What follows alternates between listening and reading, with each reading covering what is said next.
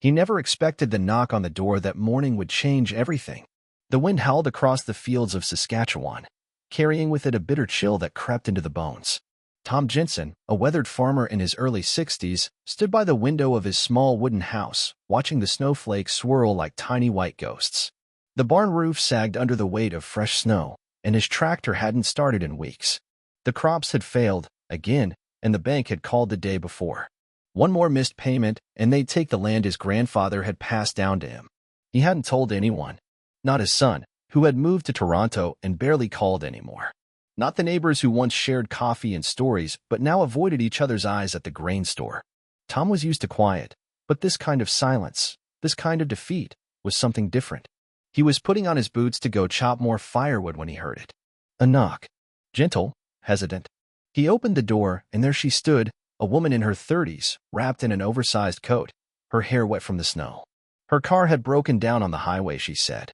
No cell signal. She looked cold, scared, and more than anything, tired. Tom hesitated only a second before motioning her inside. "Come in, you'll freeze out there," he said gruffly. Her name was Natalie.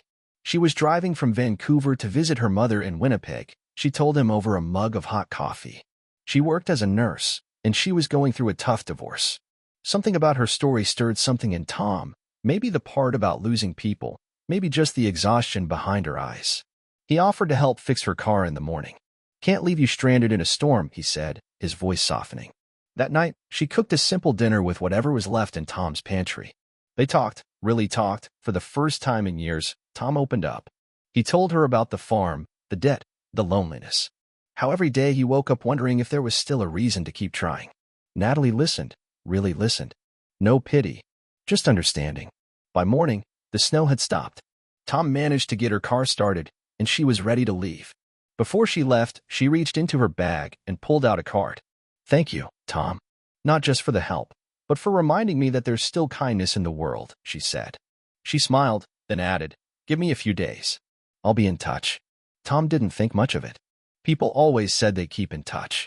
But 5 days later, a black SUV pulled up into his driveway. A man in a suit stepped out, introduced himself as someone from the Provincial Agricultural Department. "You've been selected for a special grant," he said. "Full debt relief and investment in sustainable farming methods. You'll have everything you need to rebuild." Tom was speechless. He hadn't applied for anything. He didn't know how this happened. Then another car pulled in. It was Natalie. She smiled as she stepped out. "I told you I'd be in touch." Turns out, she wasn't just a nurse. Her father was a retired federal minister, and she had strong connections in agricultural outreach. She had told them about Tom, his kindness, his integrity, his struggle. She had insisted they help the kind of people Canada couldn't afford to forget. Tom's eyes welled up. He tried to speak, but no words came. He simply hugged her. For a man who'd spent so many winters in silence, that hug said everything.